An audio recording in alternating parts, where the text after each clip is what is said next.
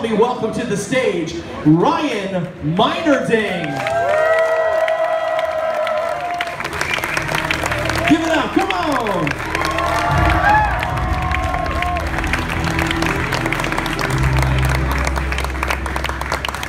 How's it going? Can you guys hear Ryan? Hello, hello? Not really. Oh, all right. Thanks for coming out, guys. It's great to be here at D23. I'm here today to explain a little bit about Marvel Studios visual development and the role we have in working on the Marvel movies, as well as to show you some of the design process behind the Thanos design and the Thanos poster. I lead a small team of concept artists that works in-house at Marvel Studios to design all the characters and a lot of the keyframe moments that you see in the film. We do this design through drawings and paintings, something like those. The first element of this that we focus on is character design. It's taking the iconic visual from the comics and translating it to the movie world. And sometimes that takes the form of making the character very realistic and trying to figure out very mechanical problems, like in an Iron Man suit, and also designing with highlights to try and find a really beautiful, like tightly fitting suit. And other times it means taking the character, trying to figure out how a character could be a symbol not only of his country but as for a journey that he's on personally. We do a lot of variations in costume and in trying to figure out the right look for the characters in the film. And we do a lot of variations to basically find out exactly what the right version is from the comics and how to translate it the best we can. We present those drawings to the directors and producers and see what they like and move forward with designs from there. The next element we focus on is keyframe illustrations, which is essentially trying to, we're involved very early on in the pre-production phase and trying to read the story and really understand what are the key moments from the films or from the script that's really going to elucidate, make the story feel real to the directors and producers at a very early time. So that means we get to sort of understand the story and try to find the tonal moments that really hit the beats of the story. One of the things that's great at Marvel Studios is how much they embrace the art we do. So much so that they actually put our concept art in the opening sequence of the Marvel Studios logo. This is a very cool thing. That's my Captain America. I'm very proud of that. And of course, it clicks forward to the characters in the films and the final Marvel Studios logo. So basically, what I did is I kind of gathered all the concept art, well, a lot of the concept art that I've done over the years, and put it together in a compilation to sort of show you how long I've been there. I've been there since Iron Man 1. The first design I got to do was the Mark 1, which again I'm very proud of as well. We do a lot of these drawings and paintings, show them to the directors. You know, John Favreau is great to work with all the way back then. And that's a much younger version of me in the production offices. You look good. Oh, thanks, man. Good. A little slimmer, different style glasses. It's less muscular, it's honestly just more muscular now. Right on. Yeah. So the phase that we usually work on, we do drawings and paintings first, and those get translated to 3D, and then a lot of those become maquettes like you see here. And this is an early version of Mark 1 before it gets painted. And also just to show you, like, that's the drawing that really people use as a Bible to move forward from in order to create the look in the film. And that's coupled with that, we also do the keyframe illustrations. So I have a couple things here that basically show like the stuff we do really impacts the movie, and it's very unique and Marvel. Another thing that's great there is because they always have needs on set. I actually got to not only design the Mark 1 for the film, but I actually got to do the drawings that were meant to be Tony Stark's and designed him in the cave. So that's what those are. Awesome. Again, more comparisons of sort of what we do and then what it becomes and then how it gets translated.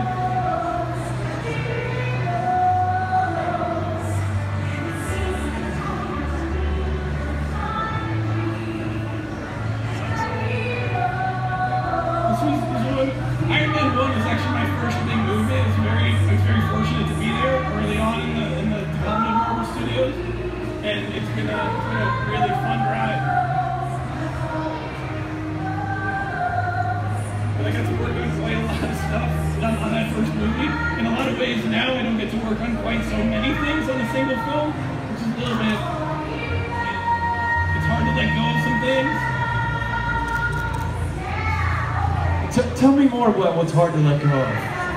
Oh, on those early projects, I really got to do a lot of stuff. On Iron Man 2, I got to design a lot of the characters, and as Marvel Studios has gotten bigger and bigger, there's just so many characters and they're so labor intensive that I don't really have the ability to do a lot, as much of a percentage of the work that comes out. Right, yeah. Which is why I have a great team as well. I mean, we have Andy Park and Ronnie Fitzbella and... Anybody here for Andy yesterday? Yeah. No, we heard about yesterday. We have a lot of people that are doing a lot of great work.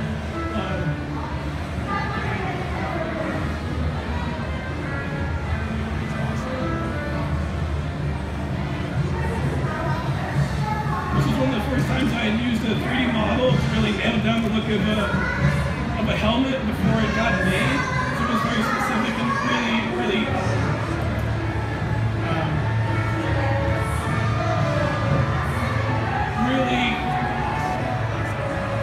doing 3D also allows us to just be very accurate to what's going to fit on the actor's head. These were a series of rough keyframes I did for Thor 1. Trying to figure out the sequence when Thor returns from Jotunheim. And going into Captain America. Captain America was one of those projects that was a dream for me. I grew up loving Captain America, and the fact that I got to work on I got to design all of his costumes since he's been on screen. I don't want to brag or anything. I gotta say it, nobody else can say it. I'll say it, he designed all of the Captain America costumes. All of them. And he did a great job according to that gentleman. So we just go through a lot of variations like this, trying to find what the exact right look. Working for Joe Johnston, he's also another film coacher. A guy that worked on Star Wars movies and directed Rocketeer. This was an amazing opportunity. Hey, so you were talking a minute ago about how more and more characters are coming in. So that's got to be labor intensive to design these characters. How many of you guys are artists out there? Any artists? All right, who's not an artist? This guy. Okay, so for some perspective, how many man hours do you think it takes to put together a concept design, something like this? It's probably about 2 or 3 days worth of work.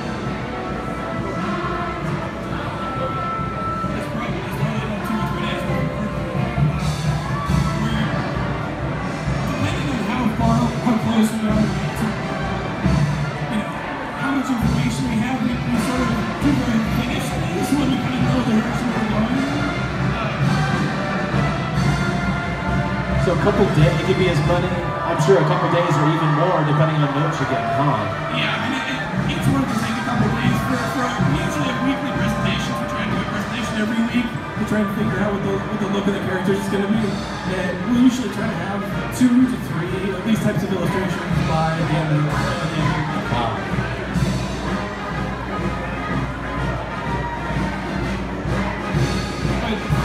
It's one of the greatest things about working at Marvel is that when you get to do a really finished illustration that the directors like and the producers like, the thing that's going to show up on screen is usually pretty close to what you designed. And it's a really great thing that Kevin Feige really loves concept art. Huge Star Wars fan. I always loved the concept art from back then.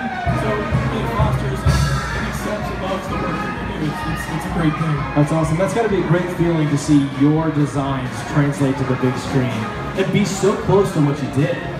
That's got to be awesome. Yeah, it's a lot of fun. One thing I'm also very proud of is the uncapped shield for the movies, which was and thankfully it stayed pretty much the same through the whole run of Cap's experience in the MCU, which is a lot of fun. Got to design the Howling Commandos, and some of the Hydra soldiers, Hydra weapons. I got to design both the SSR logo and the Hydra logos, which was a lot of fun too. And this pass of doing stuff for Captain America, a lot of what you're going to see is a lot of black and white artwork that I got to do very early in pre-production. Some of these moments aren't in the movie, but they help establish the tone of like a 1940s Captain America movie. And in this image, Red Skull is actually tiny. That's awesome.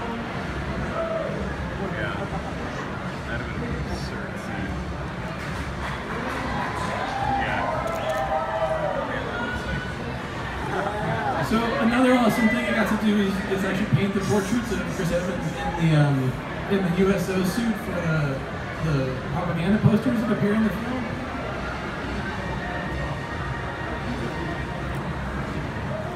I had done a propaganda poster very early in pre-production as well, and it kind of carried forward in doing this, and that's another really fun part.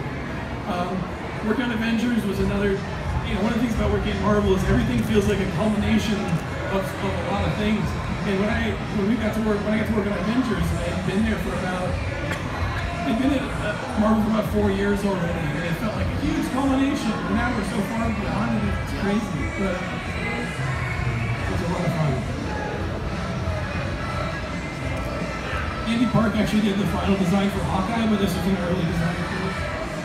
And I also got to work on the Hulk, which was a dream come true as well. I started learning a 3D software package called ZBrush to do the Hulk in 3D, and actually try to work some expressions into the design process, which was super important for the character. So we had Andy here today, and yesterday rather, we were talking Hulk, and I believe this one up here, this is your design, right? Up here? Great. So we saw Andy's design yesterday.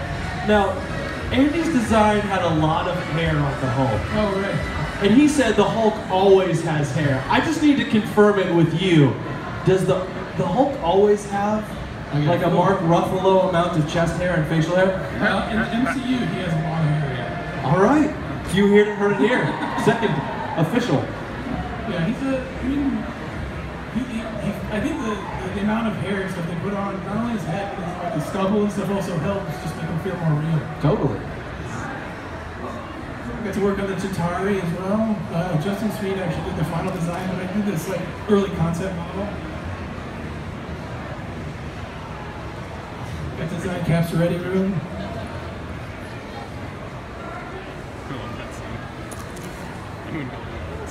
Got to design the Mark 42. Worked with Phil Saunders on designing the Mark 42.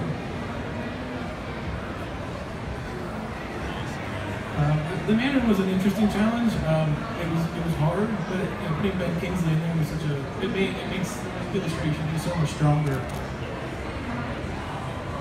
That's awesome. Derek.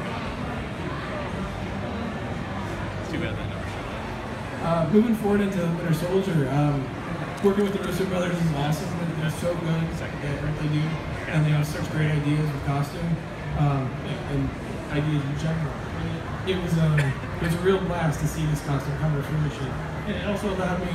One of the things I'm most proud of is working at Marvel, also designing the stealth helmet.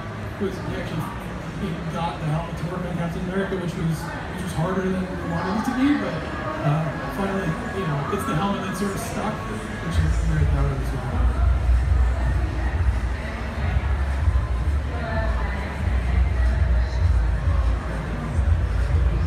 I also got to work on the Winter Soldier, which was a lot of fun. Designing the arm was particularly fun. He's such a cool character, and Sebastian Stan does such a great job with it.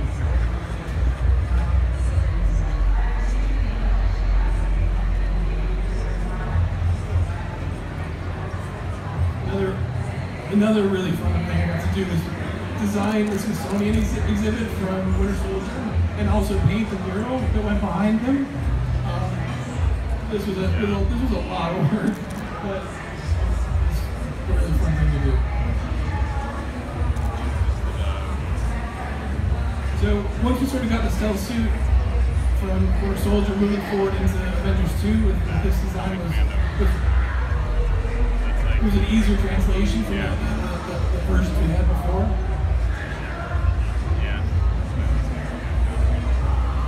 The final Hulkbuster design, Josh Nitzke actually did the final Hulkbuster design.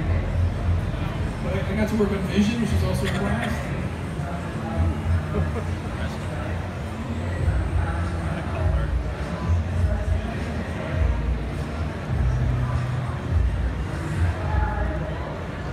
challenge trying to find a way for him to sit in the same world as all the other characters.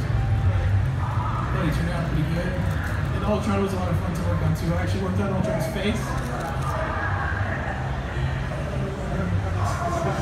One of the stranger challenges I had was to try and come up with stretchy pants for the Hulk.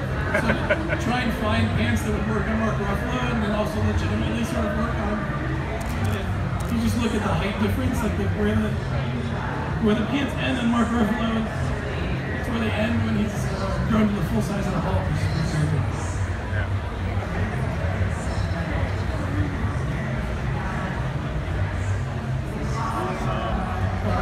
I got to work on Doctor Strange, which was a great time too. This was a Comic-Con poster I done for last year. So with something like Doctor Strange, he was kind of the first touch for us in the MCU of magic. Not just superheroes, but magic. Was there a difference designing a character that was more magical than super? Yeah, I mean, I think all of the aesthetic that we try to bring to it is generally unified, and it's one of the great things about having a same team of artists working on the movies. Yeah. Is whatever we do is kind of going to be in the same wheelhouse as all the other characters, but finding a language for his design that allowed him to not to look like he did actually. He was a member of the sorcerers. The dabbling in the arts was a different challenge. Trying to find something. You know, honestly, we looked at a lot of stuff from Star Wars. Actually, we're looking at like the comparisons that we had were some. Let's make our version of Jedi. Oh, cool! Yeah, that's awesome.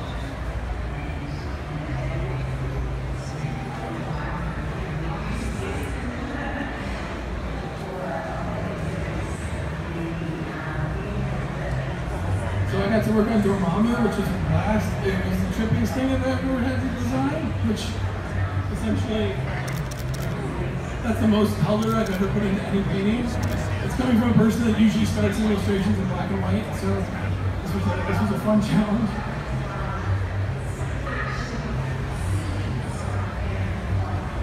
Forward into Civil War, going back to Caps, really nailed down the look that the Russo brothers were going for with the red, white, and blue costume. Up until this point, I've gotten to work on all of Bucky's costumes as well, which is a real treat. To chart his journey from Bucky Barnes to Winter Soldier. And Black Panther was really fun to work on. It was probably the most detailed design I've done at Marvel. It was hard, it was very specific, but I'm very proud of it. Tell me, what's so detail-oriented? When you look at stuff like Doctor Strange, it feels like, yeah, we can see those details. When you look at the Captain America suits that we're seeing, we see all that. What's so detail-oriented and different about Black Panther? I mean, one of the things about having an entirely black suit is you gotta have something to break up the light. To differentiate, yeah. So it feels like there's something going on. Yeah. And I did a lot of intricate weaving and interweaving and different prints and graphics on it to try and make it look like it was constructed in a way that, like, anywhere outside of Wakanda you can do. Yeah, sure. Which has also presented a challenge to the costume design department to actually figure out how to make it. Like, you couldn't just go to Wakanda and see that sort of thing? Sadly, no. But it's a fun thing when we get to design the characters, and we also just get to put them in a keyframe fighting. And on to Spider-Man. I mean, Spider-Man truly was a dream come true. Like, working on this character was one of the moments that I came home to my wife to tell her that I was going to work on Peter Parker, and I was almost crying when I was doing it.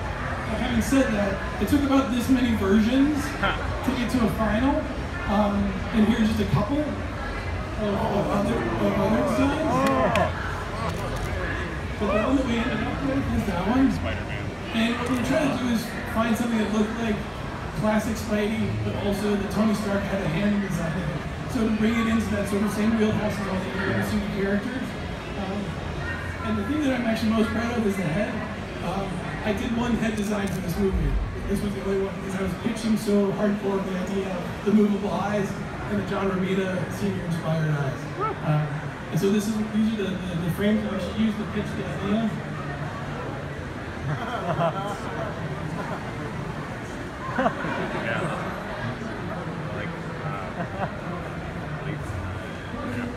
So I got to design a lot of parts of the suit. I got to design the web shooter. and also the homemade suit.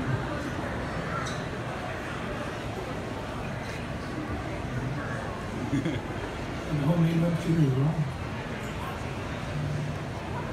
A lot of really fun things that came out of this were that, I think this was John Watson that pitched this idea, right director, about the idea of actually seeing Peter put on the suit in film.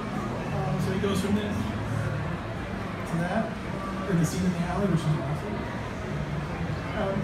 I got to design the inside of the suit so you can actually see the tech that went into making some tools in it.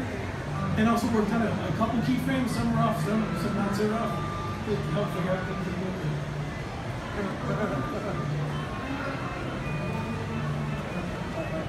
I really love expressions. Norman Rockwell is one of my heroes, so I love trying to work basically a lot of things in the movie on expression. A lot of things in the keyframe.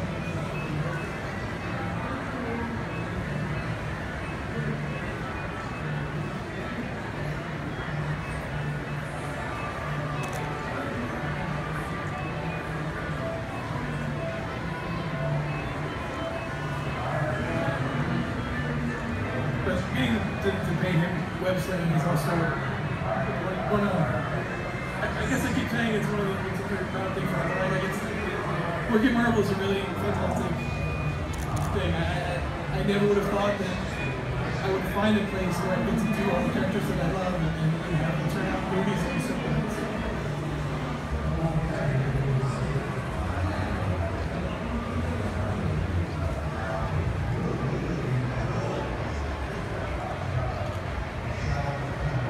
I also get to do the art book covers. So the art of Spider-Man, this is the wrap-down cover for it. One of the other fortunate things we get to do at Marvel is work on the giveaway posters and things like the banners that are up here. So the very first one that was published in mine was a Captain America one back in 2010. These are some other posters that for the Avengers 1 Comic-Con giveaway that didn't come to fruition, because they actually chose this one. So this is an early version of it that became. Did anybody get one of those? Right on. Pretty impressive. So I actually painted this with Charlie Glenn and Andy Park. I did these posters.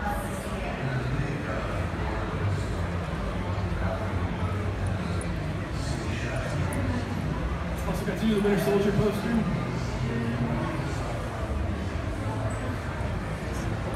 Age of Ultron poster. This poster was very challenging. This one was broken.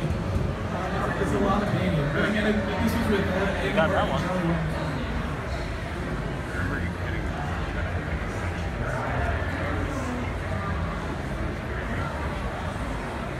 So these are the posters that I actually did. Hawkeye. So this looks good. This was the Civil War poster that got released in EW. The poster giveaway for Panthers. Okay, on to Thanos. I'll probably click through this stuff. So when we try to start approaching a character for a Marvel Studios movie, we start with the comics. There's so many, in some cases we have 70 years worth of comics to go through to find versions to base designs on. With Thanos, my experience with Thanos was Infinity Gauntlet. I bought that comic on the stands when I was, in the 90s. I always loved George Perez's take. But there's also a lot of versions that have come since. The version that was done in Guardians, which we have as well. I always loved this image done by George Perez. So this is kind of where I start. I started with a really rough version of something using Josh Brolin as faces. I'll just click through these so you can see the process.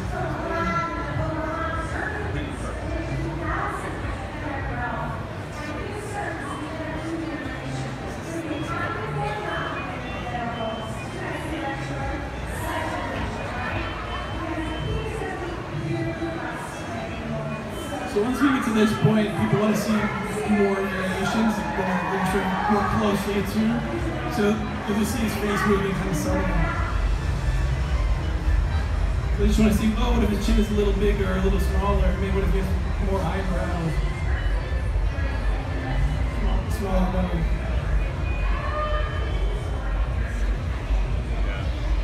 But what we landed on was actually the first one. I'm going to show you.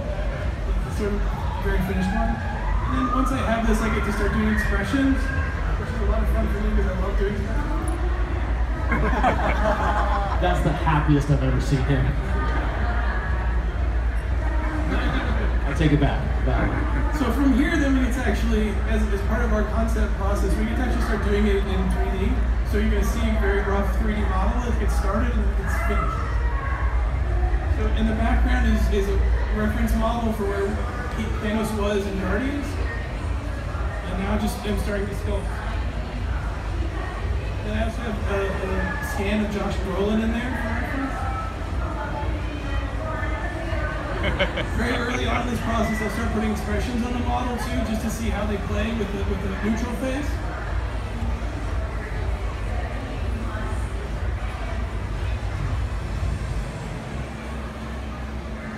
And then start texturing him and painting him so he's a little more realistic. And then back to expressions. You might recognize that expression from the poster. It's transferred onto that. And then I kick that into a rendering program. So this is sort of the final things that I turn in to go to visual effects and to go over to these guys to make the over legacy effects to make the maquette. It's sort of as realistic as I can make him.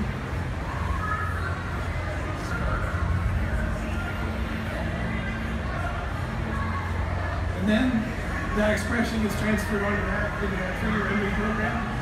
And it paints up the rest of the poster. And that's where it ends. That's awesome. Give it up for Ryan, everybody. So we're going to get to our signing.